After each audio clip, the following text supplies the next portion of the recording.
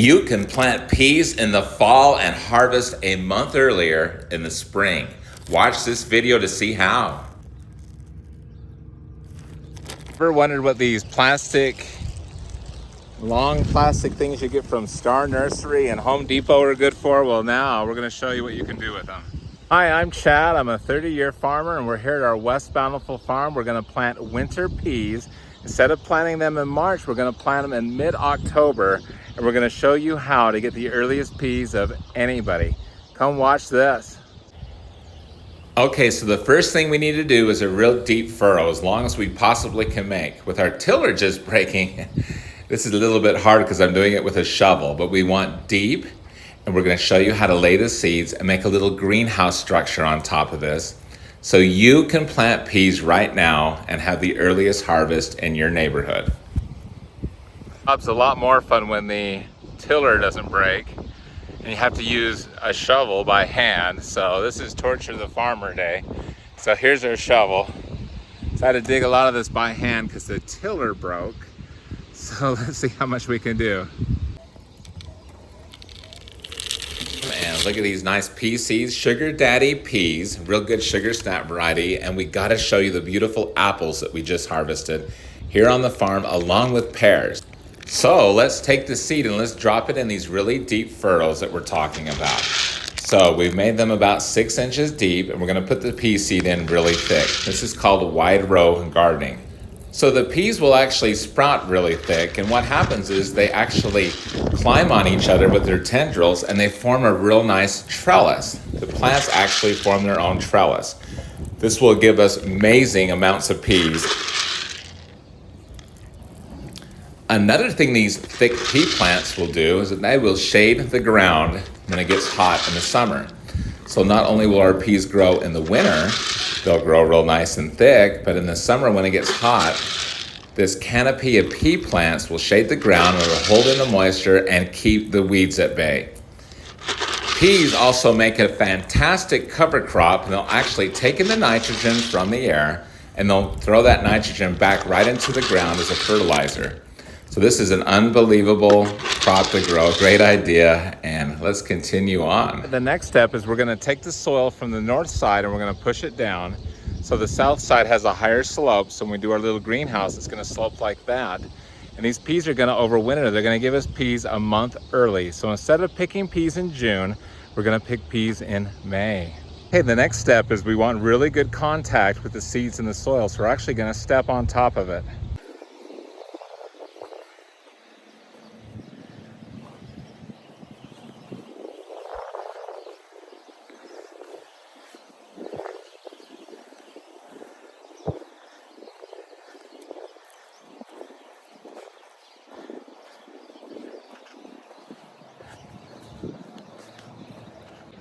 Okay, so we firmed the soil really nice and good, and you can see it's still down in that little ditch sort of thing that we planted the peas in. So now if you think about it, we can cover this with plastic and it'll make kind of like a little mini version of a wallapini. It'll make a little greenhouse and give us the early peas of anybody. So the farmers back in the 1800s here in West Bountiful used to plant peas in the winter, overwinter them, and they'd use little tricks like this. So we're using a plastic trick. Some of those farmers might have mulched over the top or something different. Some farmers even planted in the snow. So lots of cool stories from the pioneer people that lived here a long time ago. Ever wondered what these long plastic things you get from Star Nursery and Home Depot are good for? Well, now we're going to show you what you can do with them.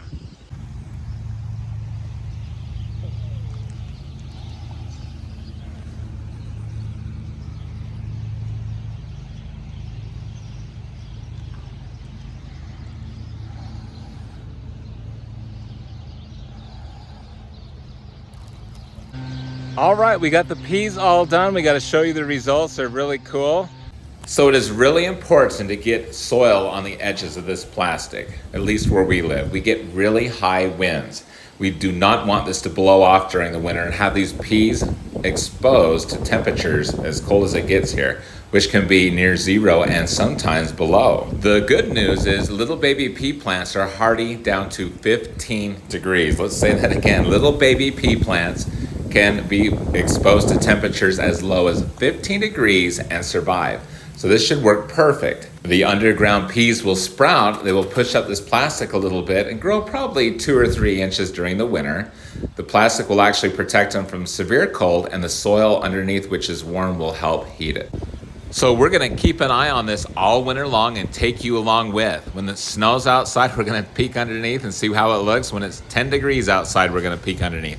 Hopefully these peas do really well, and we have peas in May. And by the time February and March rolls around, we'll have peas plants about 1 to 2 inches tall, and they'll be 1 to 2 inches tall ahead of our competitors at the farmer's market. We'll have the earliest peas on the block. Okay, let's check on our peas a week later, and well, not a lot of action going on, but the plastic has stayed put. It all looks really good, and we'll go out another week and take a look, see how the peas look. All right, 2 weeks out now, and as we look above the mountains in West Bountiful over the V Hill, we see some snow. So it's pretty cold out here. We're gonna have the coat on. All right, it's cold out here, but the peas, wow, they look fantastic. You guys have got to see this. Let's take a look at the results. Oh, wow. Take a look at that. The peas are sprouting. Even with the cold weather, the snow up on the foothills, the peas are sprouting under the plastic. They look really good and healthy. So now we have a head start for next spring. Now the goal is to overwinter the peas, to get them through the winter so we can have the peas grow once it warms up again in the spring. So we're going to keep a really close eye on these. If we get severe cold weather, we'll make sure there's snow over them to insulate, or we will mulch over them.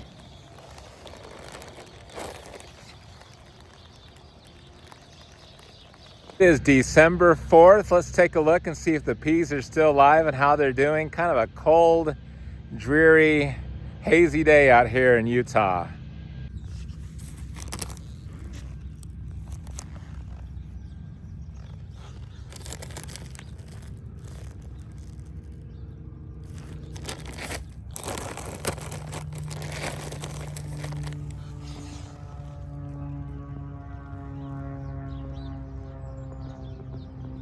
Peas are looking fantastic. They're pushing the plastic up really thick. I think this is going to be a great success.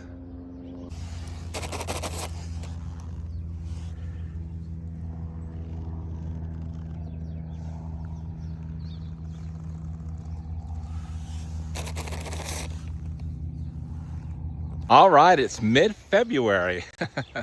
Let's go see the results of our peas. Whoa, I'm sinking in mud. Okay, let's go see the results of our peas, see if they made it through the winter. We had a couple really cold spells where temperatures were in the lower teens, even sub-zero temperatures, so I was getting a little bit nervous. But the results, well, let's take a look. I come out here and take a look, I'm actually really impressed. The peas are still green. They survived sub-zero temperatures. Look at that, folks. Some of them have a little bit of dieback on them. This is really impressive. There's some dieback. So overall, it looks pretty good. I'm gonna give this a thumbs up, but overall, I'd call this a success. There's the beautiful mountains of Bountiful, Utah, lots of snow on them. If you like advanced gardening videos like this, please subscribe to our station. We love to have you, love to hear your comments. I'd love to associate and friendship you and help you learn how to do these awesome techniques so you can get more food in a year-round harvest.